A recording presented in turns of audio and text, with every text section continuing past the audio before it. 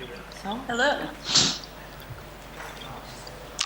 hello, Liz?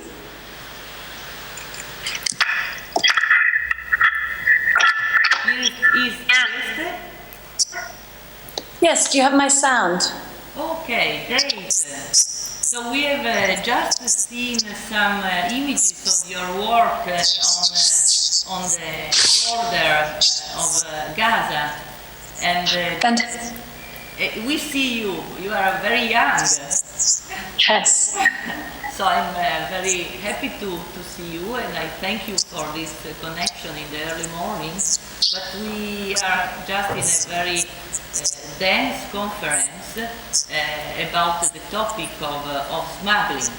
And I understand that your work, I was searching for artists to deal with this topic at the beginning of our project, and I found your amazing work, Needs and Desires, Anonymous. Can you explain the story of your concept of this work? You were there, isn't it? Yes. So I think probably one of the first questions you have about the work might be why an American woman from Los Angeles would make a work about the Gaza Strip. And for me, when I was growing up, I grew up outside of Boston in the United States, and they had a fantastic collection of ancient Egyptian artifacts in the museum there that I always went to. And I remember asking my mother, even when I was a child, sort of, well, what's Egypt like now? And she said, oh, it's not the same. It's a little bit different. But that one of the questions for me, especially at the time of the Egyptian revolution, was why is there a possibility of representing Egypt in the present tense, and what parts of Egypt are not being represented in museums? I think this has changed since I did the piece, and actually quite a lot of Egyptian contemporary artists are now better represented in institutions. But I was in Turkey and then in Egypt in 2012, right after, 2011, right after the Egyptian revolution in June, after the January revolution. And a lot of the cab drivers and younger people that I spoke with talked about this moment as being sort of the next great period in Egyptian history. So if you think about pharaonic Egypt, and then you thought about the Egyptian revolution as sort of this rising of potential for the country, and I wanted to sort of draw out that parallel in the piece.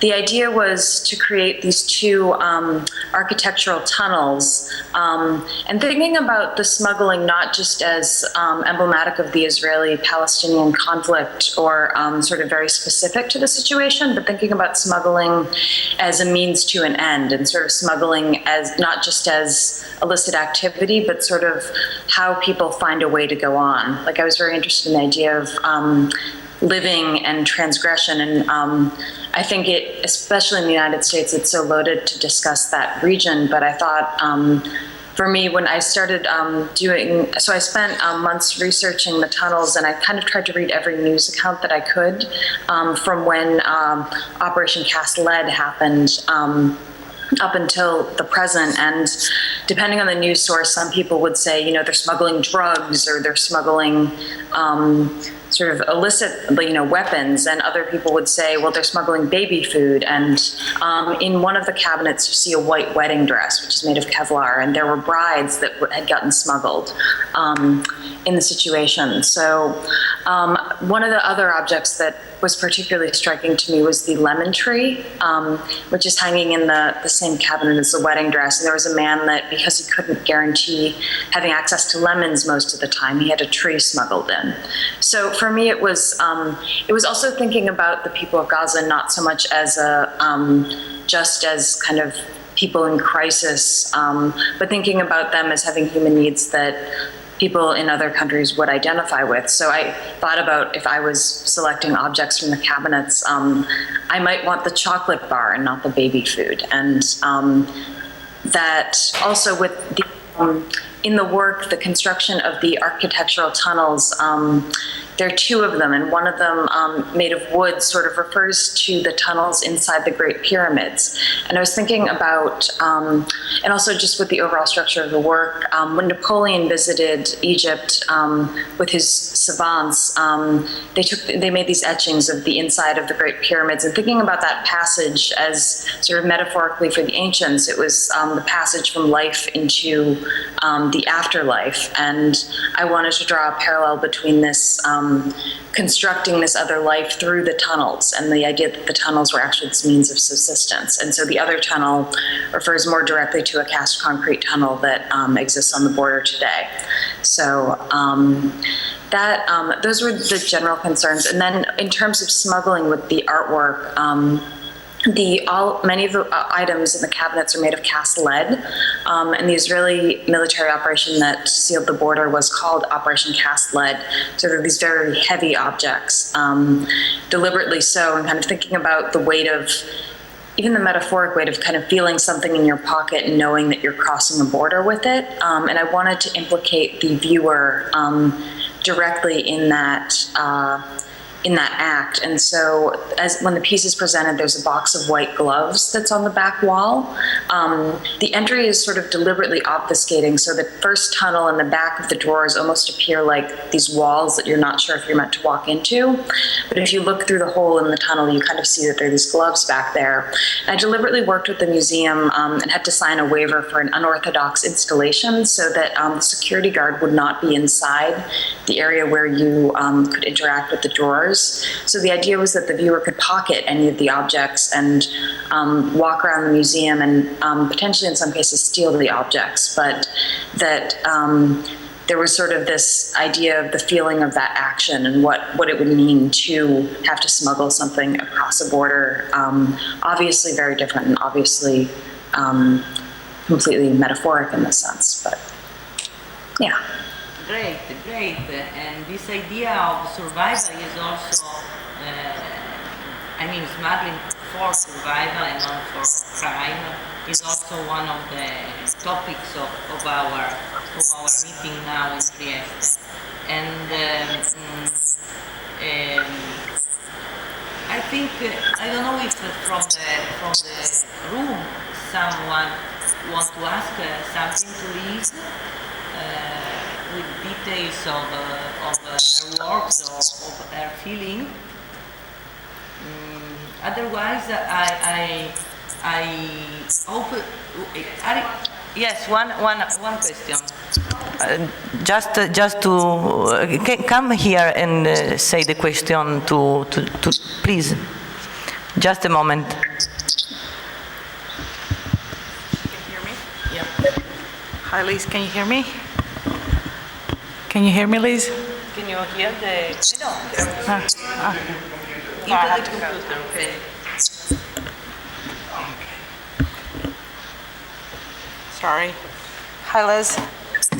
Hi. Just wanted to ask you how open were the government and everyone around there to the American kind of snooping around trying to make a point of such a huge thing. And that still means a living for them. Were they closed-minded just because you were American, or were they more open-minded just because you were American? When I was traveling there, it was, I've traveled a lot in Western Europe, and honestly, it was my first trip to a Middle Eastern country, and I do feel that in the trip, I sort of underestimated the cultural difference, and I would often sort of say I'm an artist doing this research, and I'm a professor at UCLA, and it sort of didn't matter at all in a sense because there aren't the same institutional structures. But in terms of the American government, I guess the thing that in the context of the NSA surveillance and everything else, one of the things that I've thought a lot about in the last couple of years is if, for me, would my Google search history and doing the research for this, which I've looked very extensively at the last, say, 5 or 10 years of history in the Gaza Strip, would that search history somehow put me on a list and And I wonder about younger artists or artists that I teach, if they would be intimidated from even conducting the same search. And so for me, it's the sort of the chilling effect of not wanting to look because you might somehow be falsely identified. I think for me, it hasn't stopped anything that I've done, and I sort of generally assume that their net is not that wide or sophisticated that it would be a problem, but I do think it potentially in the future becomes a huge issue for younger artists. And what is your feeling after around 3 years from the idea of enthusiasm and freedom in Egypt, and now it's I mean, it's not change anymore. Could you repeat the middle? I missed your words in the middle. How do you comment the situation in Egypt now? I mean, it was interesting just the last 6 months, looking at being aware that the work exists and is and on view.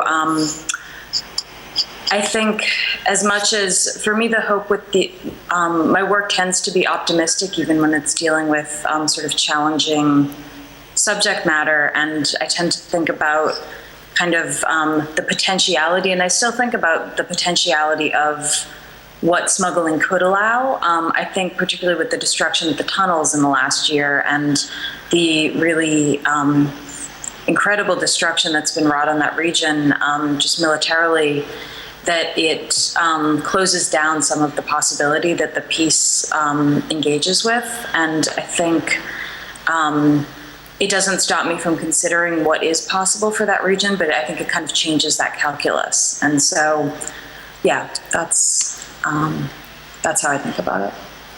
Okay. Thank you so much. Are you planning to come to Italy, maybe for Venice Biennale next year? Quite possibly in Italy. Actually might be in Florence in March. So in March. So we will arrange to have you in Trieste next March. I hope you will accept our invitation, and we will continue this dialogue. Thank you so much, and we will keep in touch for the catalog. You read my message. Thank you, yes. And thank you, and an applause to. It's a